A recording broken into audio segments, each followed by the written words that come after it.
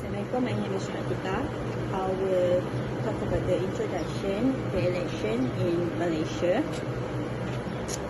So, Malaysia practice parliamentary democracy with constitutional monarchy. His Majesty, the King in the head of state. Parliament is the most important institution in a country which practice the principle of democracy. The second one is any democratic nation conducts election as a part of its main political process. Yes, the nature is a democracy is the elected official are accountable to the people, and they must return to the voters at prescribed intervals to seek their mandate to continue in office. For that reason, most democratic constitutions provide that elections are held at fixed regular intervals. So, number 3 is the Malaysian Constitution calls for the creation of an election commission whose duties include preparing and revising the electoral rules for the election to the House of Representatives and the legislative assemblies in each Malaysia 13th state. So in this topic, you will know about the type of election in Malaysia, produce of election, requirement of election, voters and candidates of election, also the method of voting that were explained by my friends. Thank you. Assalamualaikum and good evening, Madam Soleha and my fellow friends. My name is Suzila Muhammad Saleh and I would like to present about the types of election in Malaysia. Elections in Malaysia include elections to public office of the political entities that since 1963 have composed the Federation of Malaysia, as we can see from the slides. At present, elections in Malaysia exist at two levels, federal level and state level. At the federal level, voters elect the 222-member House of Representatives of the bicameral parliament. Members are elected from single-member constituencies drawn based on population using the first-past-the-post system. The party that has the majority of the House of Representatives will form the federal government. The Constitution of Malaysia requires that a general election must be held at least once every 5 years. However, the Prime Minister can ask Yang di-Pertuan Agong to dissolve the Parliament at any time before this 5-year period has expired. At the state level, voters elect representatives to the Dewan Undang Negeri, and state level elections are for membership in the various state legislative assemblies. Usually, state elections are held simultaneously with the parliamentary election, but each state can decide when to hold its election. This is because state assemblies are dissolved by their respective ruler or governor on the advice of the chief minister of the state. Next, let's take a look at the local government and by-elections.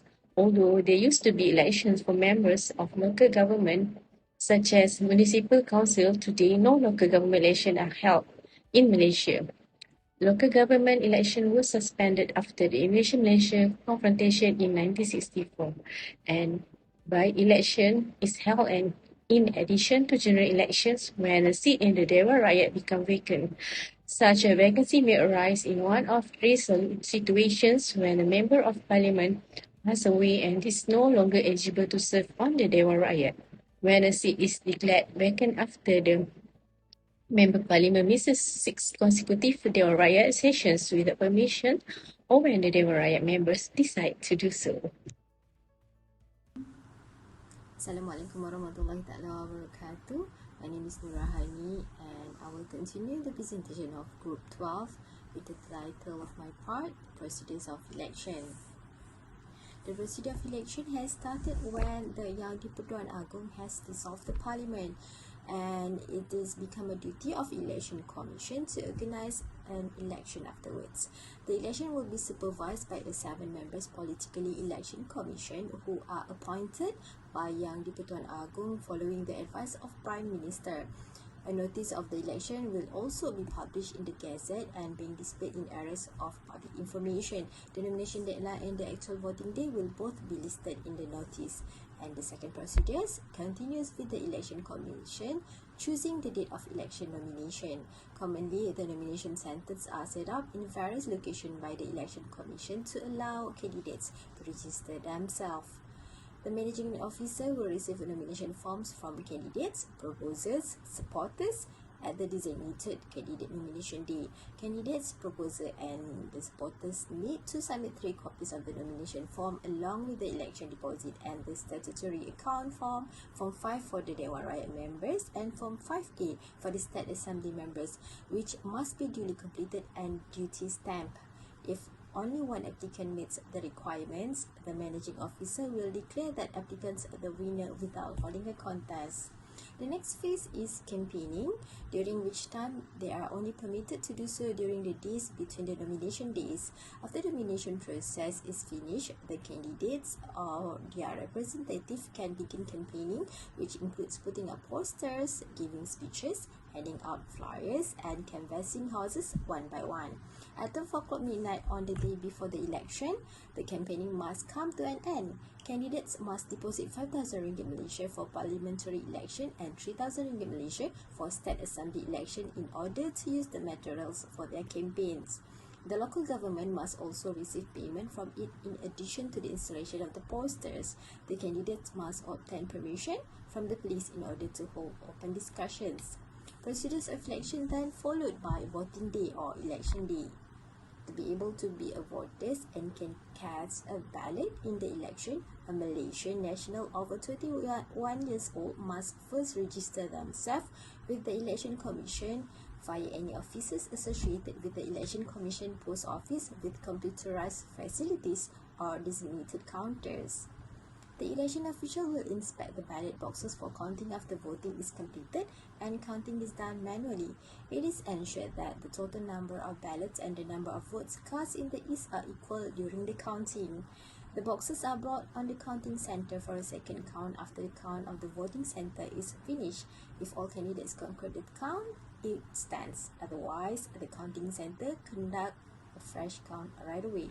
The election outcome result would be announced through live broadcasts by radio and television station, and that's the end of the procedures of election. Thank you very much.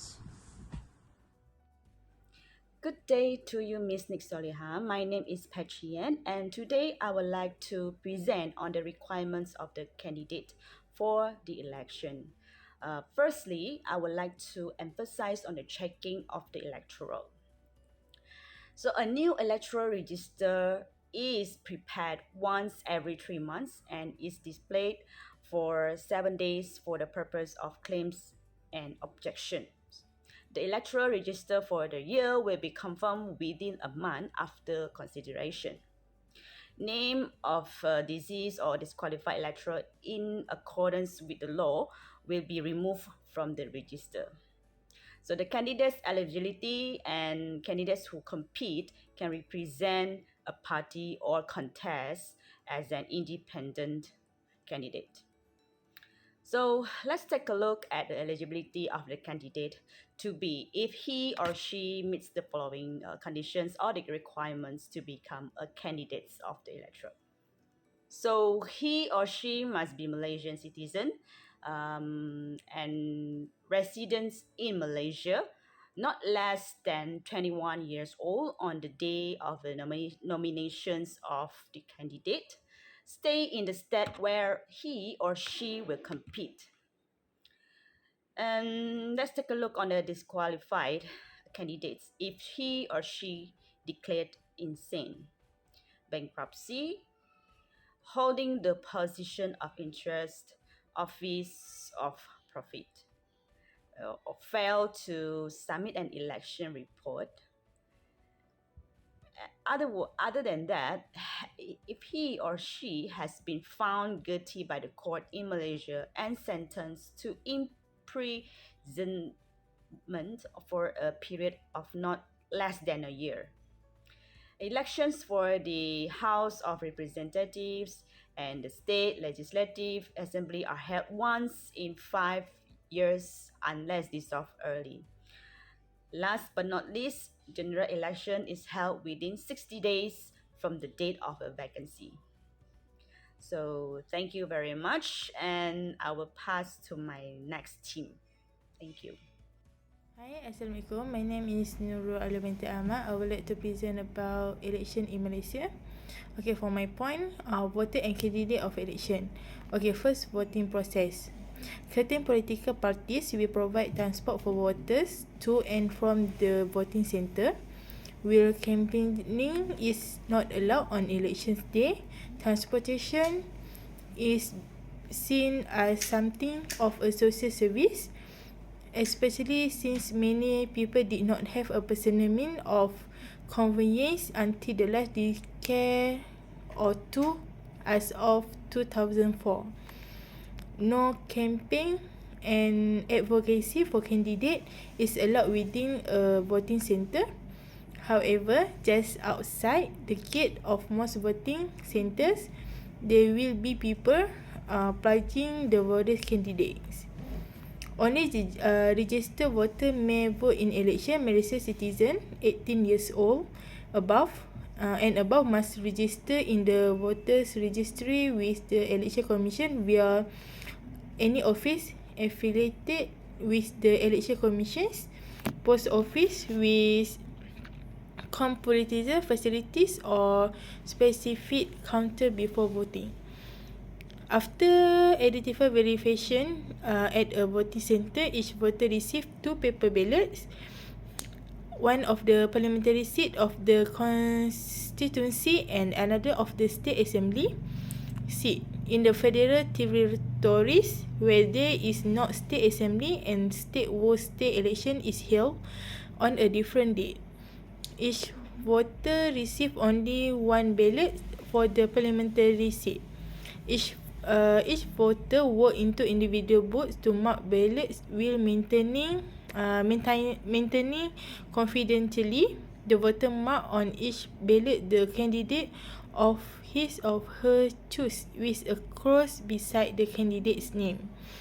And party symbol. After completing, the voter fold the ballots and drop them into separate ballot box for parliamentary and state assembly seat. Okay.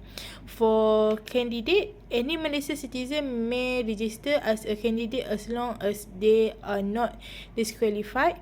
The parliamentary election deposit was set on 10,000 per candidate, double the state election deposit per candidate. Similar to previous election, the election deposit will be forfeited in the particular candidate had failed to secure at least 12.5% or 1/8 of the votes. The deposit was 5,000 to contest a parliamentary seat or 3,000 to contest a state assembly seat. This amount was changed to 10,000 and 5,000 respectively in 2004. Additionally, in 2004, it was required that each candidate provide a 5,000 deposit for cleaning up banner and candidate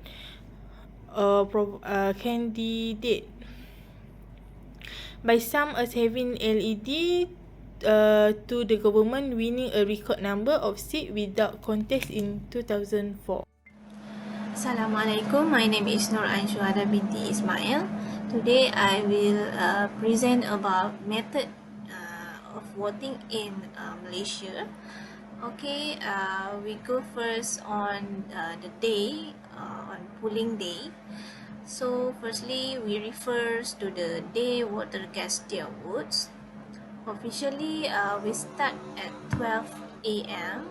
until and when results are announced, and the time for voting starting 8 a.m. until to 5 p.m.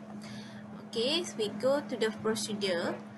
Only registered voters may vote in election, and secondly, a voter can make only one vote for each of type in election. And thirdly, each voters receive 2 paper ballot, one for the parliamentary seat of the constituency and another for the state assembly seat. And lastly, each voter walks into an individual booth to make ballot while maintaining confidentially.